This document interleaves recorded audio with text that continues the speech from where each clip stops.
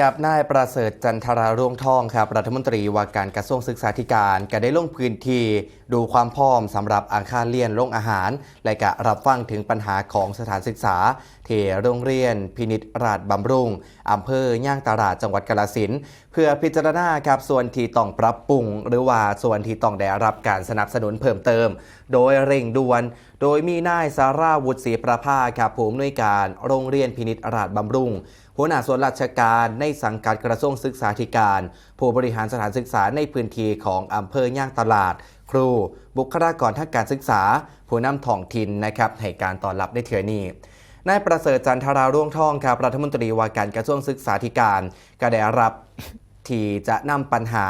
นะครับได้รับที่จะนำปัญหาจากสถานศึกษาในพื้นที่ของอำเภอย่างตลาดไปพิจารณาปรับปรุงแก้ไขโดยเฉพาะประเด็นโรงอาหารมีพื้นที่บ่พอ